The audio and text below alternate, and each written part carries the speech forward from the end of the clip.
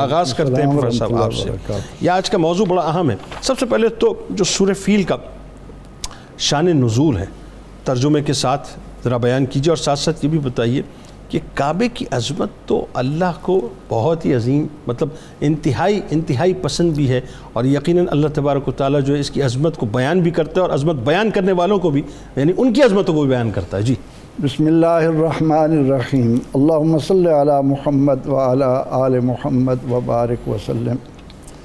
محترم مکرم جنید صاحب، بہت خوبصورت انداز میں آپ نے سننے والوں کو متوجہ کیا. جزاک اللہ. ہم یہ بات جانتے ہیں کہ قرآن کتاب ہدایت ہے جس کا ایک ایک حرف نو رس ہے، حلاوت سے معمور ہے، کیا اچھا انسان کے قلب و ضمیر کو بالکل ہلا کر رکھ دیتا ہے، اس کو جھنجھوڑتا ہے. قرآن کوئی قصہ کہانی کی کتاب نہیں ہے. یہاں تو واقعات اس لیے بیان کیا کرتے ہیں کہ ان فی ذلک لعبرۃ لمن یخشی، عبرت حاصل کی جائے.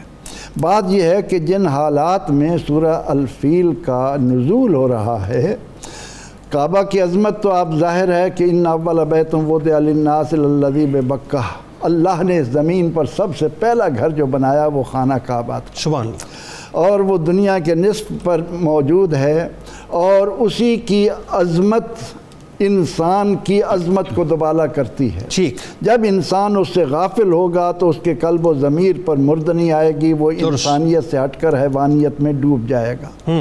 تو ہم یہ دیکھتے ہیں کہ جب اللہ کریم نے اپنے آخری نبی صلی اللہ تعالی علیہ وسلم کو بندگان رب العالمین کے لیے، اولاد آدم کی ہدایت کے لیے مبعوث فرمایا، تو ایک ایسی سرزمین پر، ایک تو انہیں اپنی زبان دانی پر اتنا ناز تھا کہ وہ اپنے آپ کو فصیح و بلیغ کہہ کر عرب کہتے تھے، ما سوا کو عجم گونگا کہہ کر پکارتے تھے. ٹھیک ہے. پھر یہ کہ ان میں جب کوئی شاعر پیدا ہو جاتا تو اس کے کلام کو سونے کے پانی کے ساتھ لکھ کر خانہ کعبہ میں لٹکاتے تھے. ٹھیک. خانہ کعبہ ہی مرکز ہوتا تھا کہ وہاں لوگ آتے تھے اور اس کو پڑھ کر معلوم ہوتا کہ یہ قبیلہ اتنے بڑے شاعر سے نوازا گیا ہے. ٹھیک.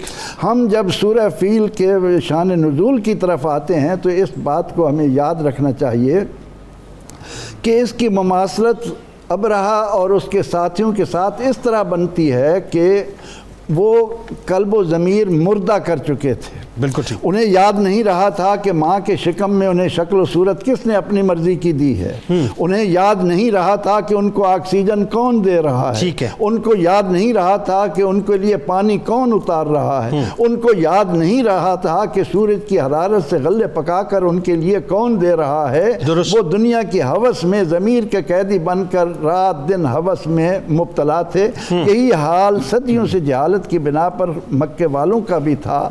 اللہ کے نبی علیہ الصلوۃ والتسلیم نے جب ان کے قلب و ضمیر پر دستک دینا شروع کی، انہیں رب سے رشتہ جوڑنے کے لیے کہا، وَاعْبُدُوا اللَّهَ وَلَا تُشْرِكُوا بِهِ شَيْئًا کی صدا بلند ہوئی، تو ان کا عمل دیگر نافرمان اقوام کی طرح حضور علیہ السلام کے ساتھ شدت کے ساتھ اس طرح آیا.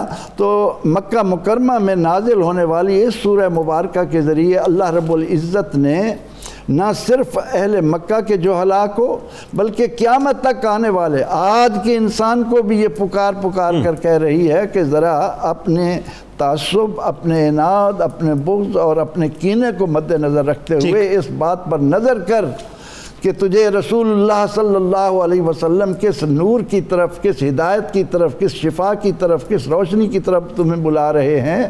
تو اللہ رب العزت نے ان کی مخالفت اور مخاصمت جب اس حد تک بڑھ گئی کہ نبی رحمت صلی اللہ علیہ وسلم کو زخمی کرنے سے، زمین پر معاذ اللہ آپ کو ایذائیں دینے سے گریز نہیں کر رہے تھے، تو ان حالات میں اللہ تعالیٰ نے سورہ مبارکہ جو اس وقت قرآن کا 105واں نمبر بنتی ہے، یہ نازل فرمائی. ٹھیک.